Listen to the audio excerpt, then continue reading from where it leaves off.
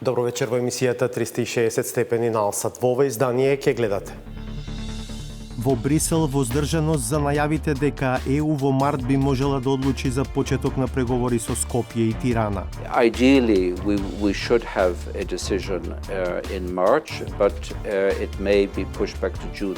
I fear that indeed a decoupling might become the very issue on which the decision still hinges in March.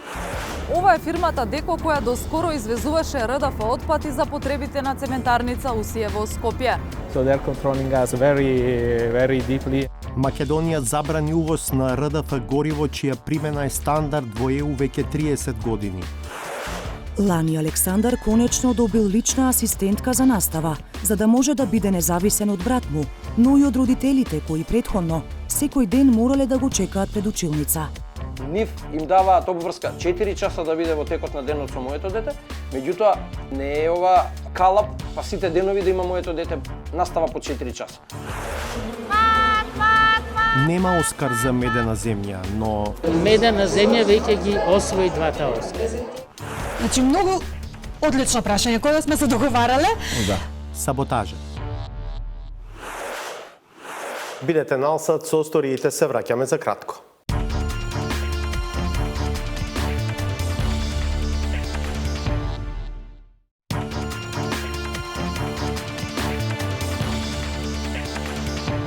Според Уставот, граѓаните на земјава се еднакви во слободите и правата, но во реалноста тоа често пати не е така. Преку предизвиците на неколку семејства кои имаат малолетни членови со попреченост, 360 степени ви ја пренесува борбата на стотици, а можеби и илјадници мајки, татковци и деца за она што треба да биде нормален живот. Владата во изминатата година направи поместување со што се зголемија шансите за успех на децата со попреченост во општеството. Но дали е тоа доволно? Ирена Каревска.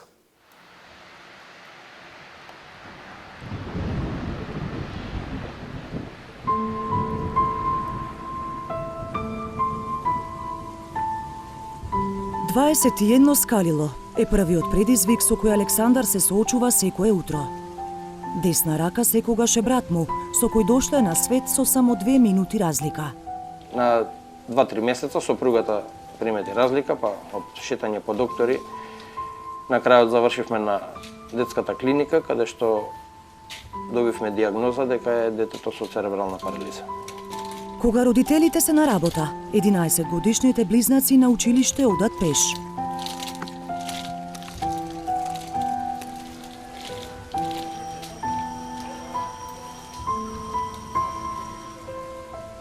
Лани Александар конечно добил лична асистентка за настава, за да може да биде независен од брат му, но и од родителите кои претходно секој ден морале да го чекаат пред училница. Главна функција јас би ја оценил во една реченица, кратка, да му се најде на детето. Тоа старите знаат што значи. Кога нешто ти треба, да имаш човек да ти се најде за нешто. Во училишната клупа попреченоста на Александар станува невидлива. Тој е еден од најактивните ученици на час и прв математичар. За време на часовите, личната асистентка го чека пред училница, но и родителите треба да се наготовс. Нив им даваат обврска 4 часа да биде во текот на денот со моето дете, меѓутоа не е ова калап, па сите денови да има моето дете настава по 4 часа. Некој пат има 3,5 часа, некој пат е 4,5, некој пат е 5. И сега јас не можам да се расправам со асистентот, а 4,5 има сега, ти има да седиш. Заради тоа што е платен за 4 часа. Како Александар има уште најмалку 800 ученици низ земјава. Сите имаат право на личен асистент според новиот закон за основно образование донесен во август 2019 година, но го добиваат едва и 300 деца. Проблемот е што за донесување на подзаконските акти беше оставена 1 година и во моментов се во изработка, па ангажирањето на асистенти и годинава се прави постаро. Владата и Програмата за развој на Обединетите нации и УНДП даваат пари за ограничен број асистенти, а од интересот и можностите на локалните власти зависи дали сите на кои им треба ќе добијат асистент. Тежината на оваа професија е огромна. Бара многу посветеност, многу одговорност, многу одговорна работа. Не секој би можел да работи вакво нешто. Маја е лична асистентка на друго дете, Маркијан, кој боледува од ретка болест што создава бенигни тумори во неговото тело. Најголемиот дел од денот го минуваат во посебната сензорна соба во училиштето, каде тој може да се опушта, да бои и да слуша музика, што му е најголема пасија. Мисија на Маја е да го обучи и осамостои, за еден ден нејзината помош повеќе да не му е потребна. Грижата они да се образуваат, не е само да им бидеме друштво, туку да ги вметнеме во образовниот процес, да успееме да им помогнеме во социјализацијата со другите дечиња, нели? И да се чувствуваат исто како и нив за тоа што тоа го заслужуваат. За личен асистент во моментов може да аплицира секое лице со барем основно образование, под услов да е невработено и да сака да работи за хонорар од 9000 денари месечно. За разлика од Маја Пајмаковска, дел од оние кои почнале како асистенти, веќе се откажуваат. Не е излезот на целава ситуација да избегаме од проблемите, туку баш тука треба да се најде решение, да се потрудиме да ги решиме проблемите овдека што се случуваат. Јас ако излезам од оваа држава, ако отидам надвор да работам и го правам се во ова, што правиме со дечињата кои се фиксирани овдека? Решението за потребниот кадар од Министерството за образование го гледаат во подзаконските акти, кои тврдат дека се во завршна фаза. Откако ќе бидат усвоени сите подзаконски акти, вклучително и оние што се однесуваат на ангажирањето лични и образовни асистенти, ќе започнат и постапките за ангажман на ваков тип на кадар. Според новиот закон, асистентите треба да се регрутираат преку така наречени ресурсни центри, во кои ќе се трансформираат сегашните специјални училишта за деца со попречености. Дел од невладиниот сектор сепак е скептичен за реформата, бидејќи во се уште неспроведениот закон веќе гледа дупки. Во законите не е регулирано во Законот за инклузивно образование што ќе работи инклузивниот образовниот асистент. Кога ќе учествува во наставата? На кој начин ќе ја дава поддршката на детето со хендикеп? Секако, кој што мора да биде индивидуален во зависност од степенот на поддршка на детето кој што го има. Кога ќе се вклучи? И така натаму. Има многу отворени прашања. Дури и сите планови на Министерството да се остварат, тоа ќе биде само делумно решение за проблемот. Правото на асистенти во образованието засега законски им следува само на учениците со попреченост во основното образование. Штом завршат 9-то оделение, овие деца ќе останат без помошник, затоа што актуелниот закон за средно образование не нуди таква можност, а нов не е на повидок. Токму по 20 на минути од кога замина. Марија е трета година во гимназија. Има среќа што е од Скопје, па барем за дел од средното образование имала асистент, само затоа што град Скопје имал таков проект. Оваа година градот обезбеди само 16 образовни асистенти само за децата со ментална попреченост. Беа изоставени децата со телесна попреченост. Но нејзината агенда со обврски е голема и надвор од училницата. Освен секојдневните физички терапии, таа е редовна танчерка во ексклузивното студио Еурека. Така едва и чека да наполни 18 години, кога повторно ќе добие право да побара персонален асистент, за да ја придружува наместо нејзините родители. Доколку нема асистент, да го следи детето, да биде со децата на одмор, да го изнесе по ужинка, да отидат заедно, тоа се одразува понатаму на дружењето и полека детето се повлекува и на крај останува без пријатели. На 18 години веќе тоа е останато само. Кога ќе дојде асистент што може да го изнесе, дали на културен настан, таму нема со кого да се сретне детето. Правото на персонален асистент за лица над 18 години е обврска на Министерството за труд и социјална политика. Првично почна како пилот проект по барање на засегнатите семејства, а лани влезе и во Законот за социјална заштита.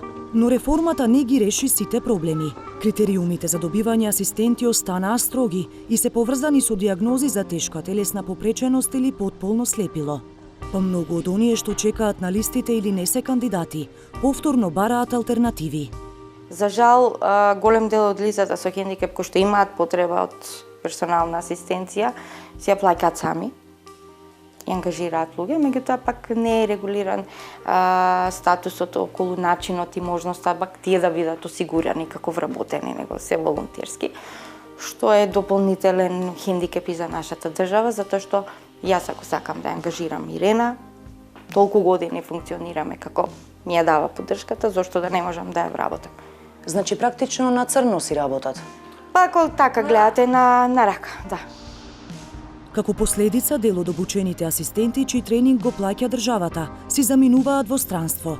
Од Труд и социјала се свесни за проблемот и велат дека се трудат да ги задржат. Например, ја зголемиле цената за 1 час работа од 200 на 223 денари. Системски промени со што право на помош барем надвор од училницата ќе добијат и средношколците и основците, ветуваат од пролет.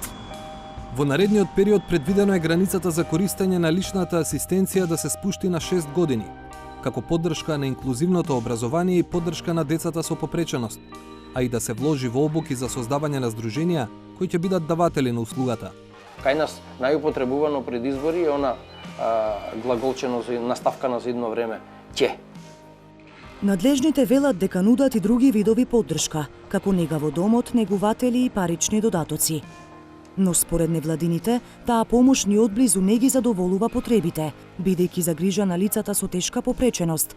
Најчесто еден член од семејството не може да си дозволи да работи. Кога ќе се процени нивната вредност на трудот, иако е тој неплатен, ако се направи проценка, трудот на едно такво лице во домаќинството кој обезбедува нега на годишно ниво изнесува над 260.000 денари. Што значи дека овие луѓе ја заменуваат недостатокот на системот за грижа и нега во државата. Одредбите од Конвенцијата на Обединетите нации за правата на лицата со попреченост, која ратификуваше и Македонија во 2011 година, државата е должна да ги вгради во сите законски решенија и да обезбеди услови за остварување на основните човекови права на сите лица со инвалидност, без дискриминација врз основа на попреченост. На таа уврска ќе притиска и Европската унија, доколку почнат пристапните преговори. До тогаш, на засегнатите семејства им останува да ја продолжат својата битка. Ние имаме мака, ние имаме потреба и ние сме родители, нас не е должност да се избориме за правата на нашите деца, за подобар живот нивни,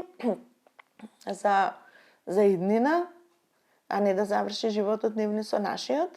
И ние мораме, нас не е тоа мисија, така да надешта не сме да згасне. Протести пак ја има, ако не се исполнат барањата. И за младите животот продолжува по вообичаен тек. Марија сепак верува дека на факултет ќе оди со свој асистент и еден ден ќе биде психолог. Александар пак знае дека на училишната екскурзија напролет ќе оди и неговата симпатија, па очекува дека државата ќе најде начин да му ангажира асистент, кој ќе може да го придружува повеќе од 4 часа. Под притисок на јавноста, доведена до очај од недовербата во се и се што и уште повеќе под притисок на скорешните избори, Собранието го измени законот за отпад и забрани увоз на алтернативни горива во земјава како што е РДФ горивото. Иако постфестум, вечерва ќе се обидеме да додадеме малку боја на темата и да покажеме дека работите воопшто не се црно-бели, како што многу често се прикажуваат и доживуваат кај нас. Имено Македонија забрани увоз на РДФ, чија примена е стандард во Европската унија веќе 30 години. Фабриката од која Скопската цементарница УСИ увезуваше РДФ, го извезува истото гориво и во скандинавските земји. Конкретниот произведувач на вистина од земја за која се врзуваат скандали со опасен отпад, што пак по автоматизам не значи дека се што доаѓа од Италија е со сомнителен квалитет. Но кога нашата држава не може да одговори на јавниот сомнеж со соодветни контроли, резултатот е овој на кој сведочиме. Славица Филиповска од Скопје и од Пескара.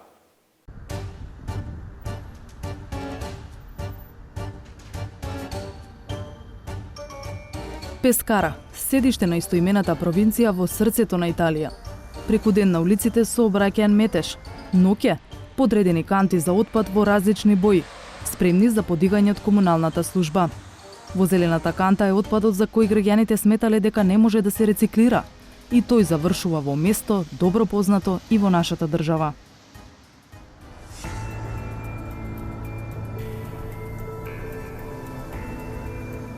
Ова е фирмата Деко која доскоро извезуваше РДФ отпати за потребите на цементарница Усие во Скопје. Резултатите од мострите испратени на проверка во Естонија покажале дека не се работи за опасен отпад. Испраќачите од тука велат дека гарантираат за секоја пратка. Еве зошто. Камионите со комунален отпад поминуваат на проверка за радиоактивност уште на влез во фирмата. Откако ќе добијат зелено светло, отпадот се депонира во огромна јама и почнува процесот на автоматска преработка. 350.000 тони комунален отпад од регионот годишно завршуваат во Деко. Ѓубрето се растресува, се дроби и уште еднаш се проверува содржината. Дел оди на компостирање, дел завршува на депонија, а она што може да се спаси да стане алтернативно гориво или РДФ, поминува преку комплексен биолошки третман. Кранот автоматски препознава за каков вид на отпад се работи и го дели во секции. Просторијата е изолирана и под висока температура. Here we control everything. The temperature is going from 55 to 75 degrees. It's made by the bacteria. The bacteria are heating all it is organic inside the material. And the 40-45% is going to become RDF. Надзорот е 24 часове. Воздухот, неопходен за притисок при третманот на отпадот, се добива преку биолошки филтри. Фабриката е непосредно до куќи, но поради изолираните простории ништо не излегува надвор и не се чувствува никаков мирис. Сепак, ова не е доволно за контролите да се намалат. So they are controlling us very deeply, and it's a national authority with a local office, and also the authorities, the region is controlling us, is controlling all the permission every day, I would say, and we got also control from the environmental police. На крајот од фабриката завршува и ланецот на преработка. Отпадот веќе е претворен во алтернативно гориво. So this is the last part of the process. The RDF has been cut in little pieces. See, it's plastic. This is pure plastic, and some paper and textiles inside, without any organic fraction. It's not smelling. It's not dangerous. This is the material. Финалниот производ е во форма на бала и е цврсто обвиткан. Годишно Деко произведува до 100.000 тони РДФ, а финансирањето на целиот процес го обезбедува од таксата што им се наплаќа на оние од кои го собира отпадот, домакинствата и правните субјекти. Половина од производството е за италијанските цементарници и други индустријски капацитети, а половина за извоз. Деко засега бесплатно го праќа РДФ отпадот до корисниците во Грција, Кипар, скандинавските земји, а делумно наплаќа само од Северна Африка, отие најдалеку за транспорт. Логиката зад бесплатното гориво е едноставна. ЕУ стимулира што поголем процент од отпадот на контролиран начин да најде своја примена, наместо да заврши на депонија. Така Деко добил дозвола, а потоа и пари, за да собере што повеќе отпад, а што помалку од него да фрли на депонија. А цементарниците имаат интерес да го користат РДФ горивото, бидејќи им го намалува трошокот на производство. И пратките за цементарница Усие се бесплатни до пристаништето во Солун, од каде со камиони се пренесуваат во Македонија, трошок што го покрива Скопската цементарница. За секоја пратка, па и за последната наменета за нашата земја, Деко однапред ги известува италијанските власти, транзит земјата, Грција и нашето Министерство за животна средина. За пратката да тргне, треба да добие амин од сите три земји. Now you can't exporting the RDF in Macedonia according to our law. Yes. What do you think about this? I think it's something that shouldn't happen because North Macedonia is going to be part of the EU and should follow all the EU rules. And all the countries that are belonging to EU are allowing the legal and controlled movement of RDF. Италија ги рангира фирмите и според степенот на почитување на законите при работењето, колку пати биле опоменати или казнети. Деко има највисока оценка 3 звездички, што за нив е признание дека работат според стандарди. Probably there are some illegal waste movements. What we are doing is something very different. So we cannot be in any case, I don't know, mafia. What is nothing to do with us. I mean, we are also registered at the REACH register. This is a specific register fixed by the European law, where the material is submitted to specific controls in terms of dangerous potential actions. So we overpass this specification and we are in the register of the products. 650 тони РДФ гориво од ДЕКО за цементарница Усија, задржани на македонската граница за кои испитувањата во Естонија покажаа дека се исправни, Усија ќе ги добие оти влегле на наша територија по стариот закон. Уште 350 тони чекаат на Солунското пристаниште, но во меѓувреме под притисок на јавноста собранието го забрани увозот на алтернативни горива како извор на енергија, па прашање е дали ќе влезат во земјава. Неколку часа пред да се менува законот во собрание, ваква беше атмосферата пред Усија. Сакаме да им дадеме пехар! Пехар! Како најголем трујаца над граѓаните. Дека бараме еден нов пристап во начинот на работење на целокупната индустрија.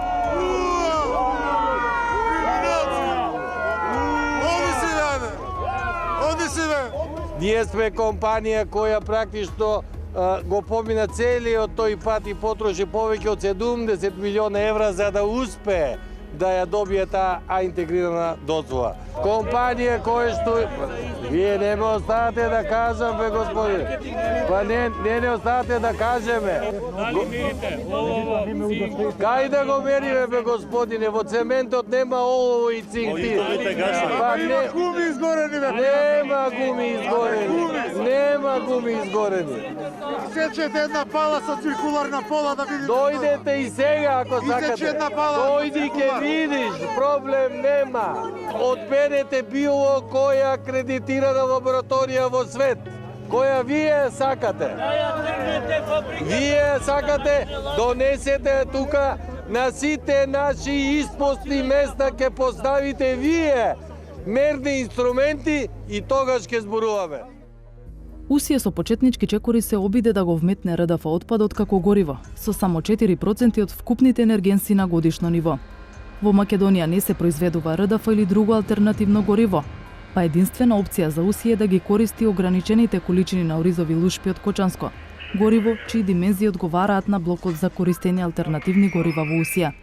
Најголем дел од процесот останува на јаглен и петрол кокс.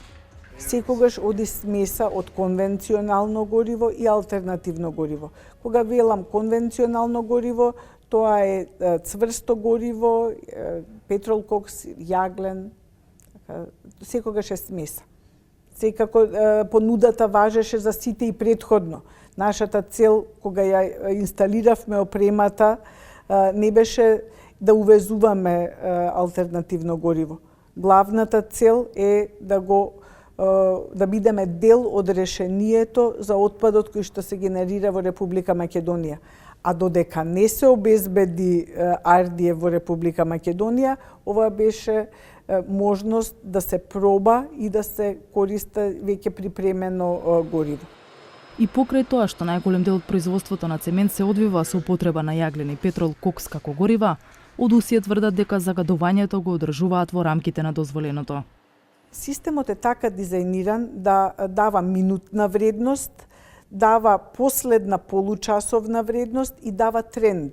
Колегите кога ќе видат дека постои тренд на растење, превземаат соодветни мерки и за среќа не сме многу одамна, значи јас 9 години работам во цементарница Усија, не се случило да имаме надминување на среднодневна вредност. Нивото на загадување го контролираат сами. И пратките од РДФ отпад сами ги праќале на проверки во лаборатории во Холандија. Така им пишува во интегрираната дозвола што им ја издала државава. Велат дека не смеат да експериментираат со горивата, бидејќи постои опасност од застој во системот. Каде е државната контрола? Дали сте задоволни од работата на државниот инспекторат со оглед на тоа дека градоначалникот во неколку прилики кажа дека ништо не работи? I don't think it's important whether I am satisfied. I think it's whether the citizens are satisfied with it. Мислите дека се граѓаните се доволни? Do you think that the citizens are satisfied? We'll listen to them. Инспекторатот за животна средина е постојано на тапет и постојано првото оправдување е дека кубури со кадар. Државата досега никогаш не се посомневала во пратка со РДФ отпад и не земала мустри за испитување, освен последниот пат и тоа под притисок на јавноста по аферата со опасен отпад во Бугарија. Нашиот инспекторат им верува на документите и контролите од други земји, оти нема како поинаку.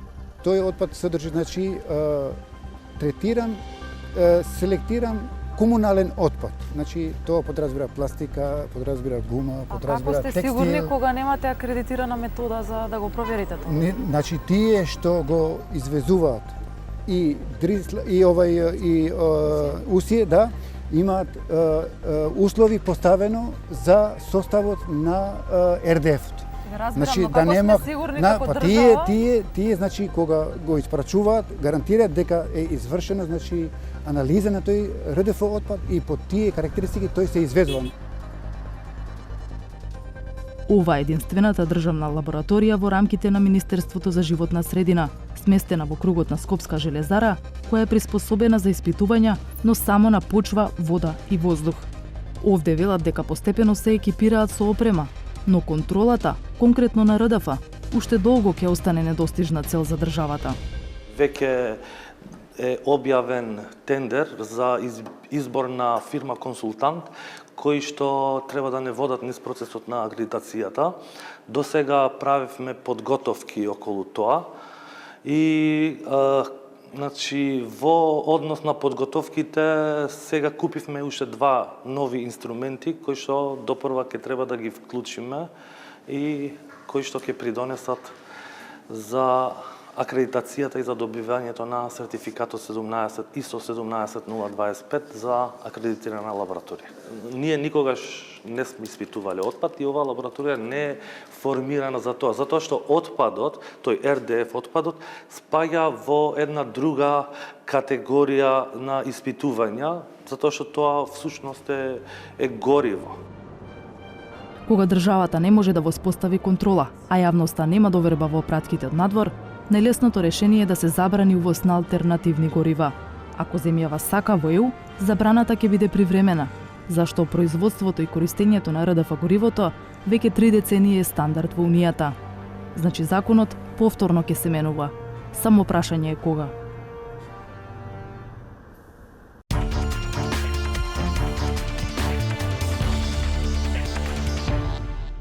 Хроничарите и аналитичарите на процесот на проширување на Европската Унија се воздржани во одговорот на прашањето дали со објавувањето на новата методологија за пристапниот процес од Европската комисија е трасиран патот за одлука на државите членки на ЕУ во март за почеток на преговори со Северна Македонија и со Албанија. На тоа ги наведуваат кратките рокови, внатрешните состојби во некои земји членки, но и неизвестноста. Дали Холандија и Данска ќе се согласат со одлука за Скопје и Тирана во пакет или воспротивно, дали Италија, Германија и Франција ќе прифатат раздвојување на двете држави и одлука само за земјава. Од Брисел се јавува Владимир Мирчевски. Додека еврокомесарот Олер Вархеј денеска пред европратениците во Страсбур ја бранеше новата методологија за пристапување на земјите кандидатки, представници на влијателни европски think-tank организации со кои зборувавме овде во Брисел излегоа со внимателни изјави за тоа дали документот ќе води до одлука за почеток на преговори со Северна Македонија и со Албанија кон крајот на март. Тие немаат дилеми дека методологијата е направена за да се овозможи пред се на Франција на достоинствен начин да се врати со позитивен однос кон процесот на проширување. Но за низината содржина велат дека е препакување на постоечките инструменти и дека не ги решава сите проблеми. Поранешниот евроамбасадор во Македонија Ерван Фуере не е сигурен дали има доволно време до март, па зборува за можно пролонгирање на одлуката за преговори во јуни. I would like to wish and hope that this is realistic, but I have my doubts because for a number of reasons. First of all, the member states will need time to absorb these various proposals and so on.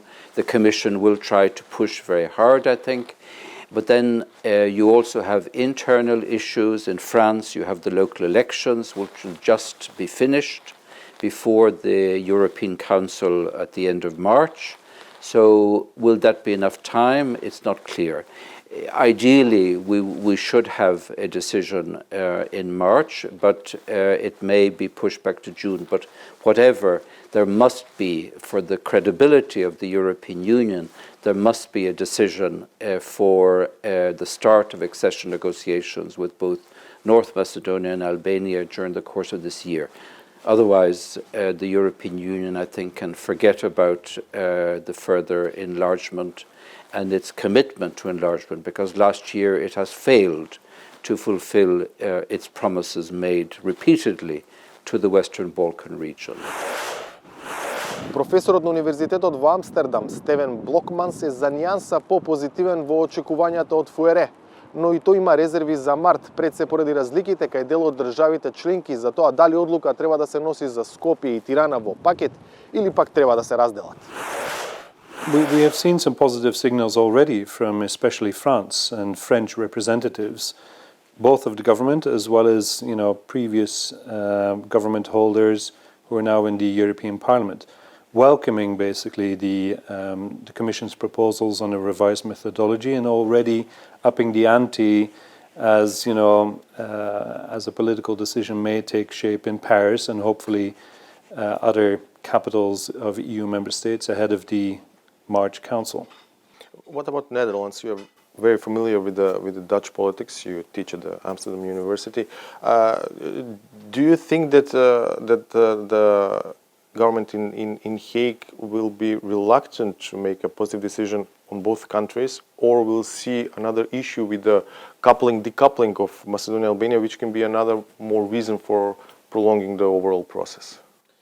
There's a big chance, I fear, for this. There are, on this very issue, on decoupling, still juxtaposed positions in member state capitals, Berlin, Paris, The Hague, as you mentioned. And I fear that indeed a decoupling might become the very issue on which the decision still hinges in March, and which may take even a further prolongation. We've seen Angela Merkel come out very forcefully, of course, for no decoupling, and others being less sure. It may have negative consequences, of course, if, for Albania in particular, if the decision is taken in this respect, at least allowing North Macedonia to progress on its enlargement track. Преспанскиот договор, кој е веќе дел од предизборието во Македонија, е прашање за сериозна анализа овде во Брисел.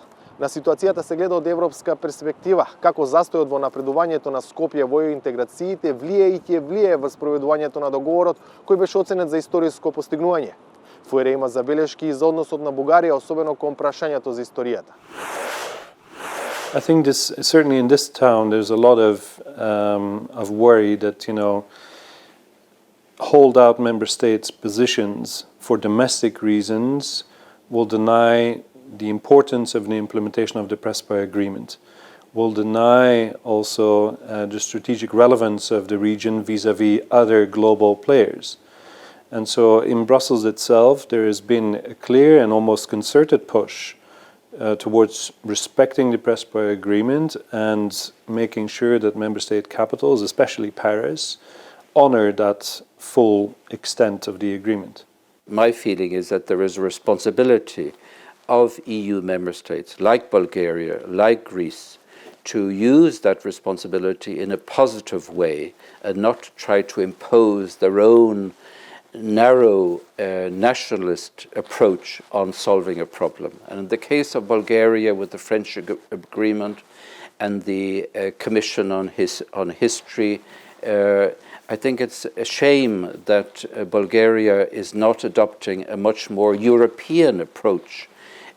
Instead, they are pushing their own nationalist agenda, which is not helpful, which gives a very bad example for the region, and also a very bad example for an EU member country, which after all the European Union is based on reconciliation, is based on promoting a process of coming to terms with the past in an objective manner and not trying to rewrite history for one's own narrow interests. Значи, иако оценките за новата методологија се генерално позитивни, тоа не е доволна гаранција за познавачите дека во март има консензус за деблокада на Македонија и Албанија.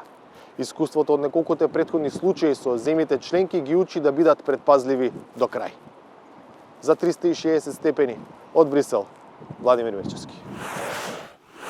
Нема Оскар за Медена земја, но има признание дека двете номинации се рамни на тоа за кинематографија која на 25 години завршува со свое дело на завршната манифестација на доделување на статуетките. Во таква атмосфера протече и синокешното групно следење на Оскарите во Младинскиот културен центар во Скопје, каде до рано наутро остана и Зоран Јовановски. And the Oscar goes to American Factory. Напротив, не сум разочаран. Мене ми е мило, ете и што стигнавме конкретно до номинации. Затоа е, според мене, најголем успех, искрено. Македонскиот документарен филм Медена земја, иако не успеа да освои Оскар на 92-то доделување на престижните филмски награди, беше повод во Скопје да се случи Медена ноќ. Во ноќта на Оскарите и македонската престолнина имаше свој црвен килим. Во Младинскиот културен центар беше организирано заедничко гледање на популарната манифестација, на која документарниот филм Медена земја беше номиниран во две категории – најдобар документарен и најдобар странски долгометражен филм. Екипата на МКС сака заедно да гледа Оскар и да проследува ваков тип на манифестации и сосема спонтано, поготоа што имаме наш представник годинава, решиме дека ќе објавиме дека тука ќе ги гледаме Оскарите и дека ќе ги поканиме сите кои што се заинтересирани вечерва да дојдат и да гледаат со нас. Половина за вас, половина за мене е една од највпечатливите пораки од филмот и за швајцарската амбасадорка, чија амбасада е меѓу најголемите поддржувачи на снимањето на филмот. I've seen this film. It's very beautiful and impressive in its message it gives to the people. And everybody that has seen that film, including me, says this is one of the best. And I mean, this is really something extraordinary. Љубителите на филмските награди Оскар имаа големи надежи за учеството на македонскиот тим на престижната церемонија. Филмот е доста искрен и квалитетен, мислам дека екипата има вложено многу и мислам дека заслужува Оскар, меѓутоа и да не добие, тој ги доби тие награди кои што требаше да ги добие на Санденс и така натаму, ова ќе биде само цреша на шлагот. Медена земја е вистинско уметничко остварување и јас очекувам резултати најдобри. Како загревање за долгата филмска ноќ се одржа проекција на Медена земја. Приказната за пчеларката Атидже уште еднаш ги допре срцата на присутните. Музичката група Фолтин Пак, која ја направи музиката за медениот филм, одржа концерт. За нивниот басист Гоце Јовановски, најголема инспирација да се создаде музиката била енергијата на тимот. Прво работевме трейлер за филмот, имавме некои детали од филмот видено и после чекавме да се заврши филмот и да ја завршиме целата музика, али прилично долго време траеше целиот процес. И Линденка Петрушева, која е филмски критичар и еден од основачите на кинотеката на Македонија, смета дека младите автори внесуваат нови вибрации во македонската документаристика. Атидже кога вели, па целите па мора и тие да се хранат. Тоа се, знаете, такви пораки носи овој филм, што мене од првото гледање бев во позитивен сок. И мислам дека Медена земја само го продолжува оној пат што македонскиот документарен филм го имаше порано. Погледите повторно вперени кон големото платно, но овој пат за доделувањето на Оскарите и за бодрење на тимот на Медена земја. Режисерите Љубомир Стефанов и Тамара Котевска, продуцентот Атанас Георгиев и снимателите Феми Дауд и Самир Љума. And the Oscar goes to American Factory. And the Oscar goes to Parasite. Оскарот го добива Паразит. Иако не доби Оскар, Медена земја веќе напише историја со двете номинации за Оскар и големиот број награди кои ги доби досега.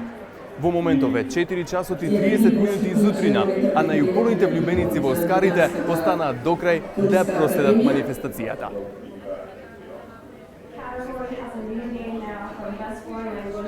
За мене Медена земја веќе ги освои двата Оскара. Ве поканувам да останете на Алсат. По кратката пауза ќе ја видиме саботажата.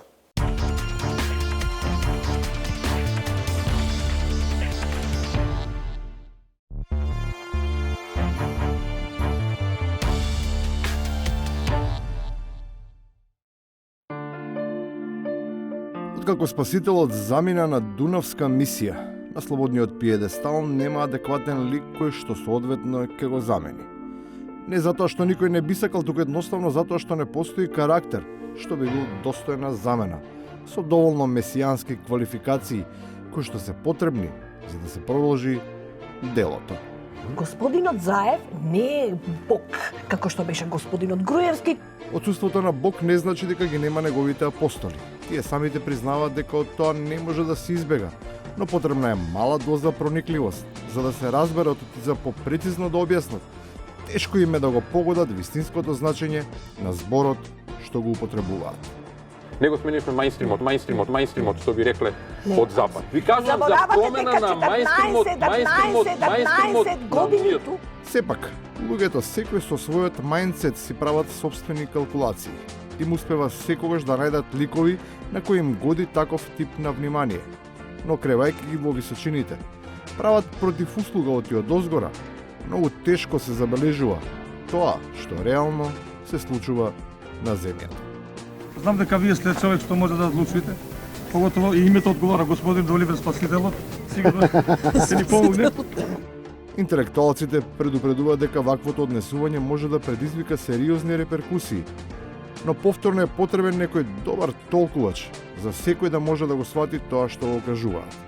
Оти навистина не е јасно дали се говори за рикверц, лер или за петта брзина. Јас ви повторно тврдам дека ќе имаме таков проблем. Тоа не е тргнато на страна. Токму тука ќе се параат мотивите и можностите за враќање на два чекори напред. Нема напред, ниту назад, ако се тапка во место. Мотивите се нејасни ако можност имало толку многу, па затоа веројатно и не постои рационално објаснување. Сега спомна вода, 70 години вода нема. И на крајот. Значи многу одлично прашање кога сме се договарале. Да. Тоа што некаде нема вода, не значи дека на друго место не може да има бањање на суво. Саботажата и сите други содржини што ги видовте вечерва се достапни на веб страницата 360stepeni.mk. Пријатно, се гледаме повторно в петок од 22.